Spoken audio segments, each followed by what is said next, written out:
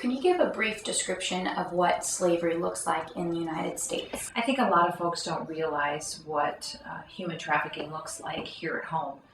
It could be a person that is working hard labor but not getting paid for it. It could be an older woman who works in a home that someone assumes as being taken care of and an employee, but then not. But for a lot of us, what hits to the heart of the problem is sex trafficking.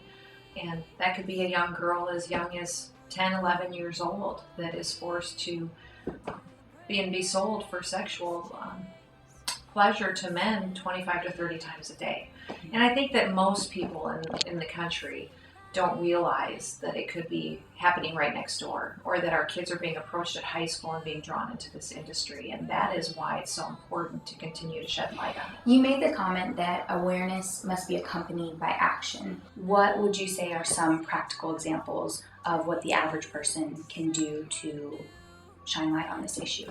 Well, first of all, we need to have as many tools as possible to help the victims once they've been in the industry. But I believe that the best approach that we can take is to make people aware that there's a problem, to look for individuals who are isolated, who maybe are separated from the crowd, that really truly seem to be victimized or insecure about themselves. Become their friend. Be that good Samaritan in their life that comes alongside them to find out what really is the needs that they have in their lives.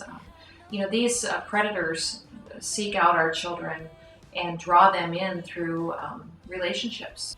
What do you believe is the biblical mandate of justice? When you look at how our culture has changed over the years, how we've allowed our culture to become so sexualized and to abuse our children, Christians need to stand up. They need to shine the light on what's going on and be bold about that, in the fact that we need to come alongside them, and it's our job to stop them and not expect someone else to do that. It reminds me of that quote by Edmund Burke.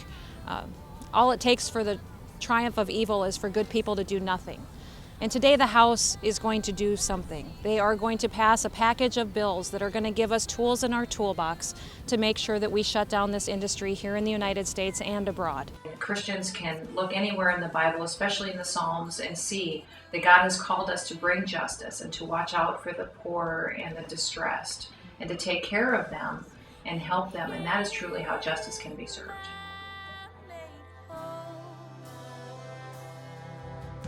Jesus.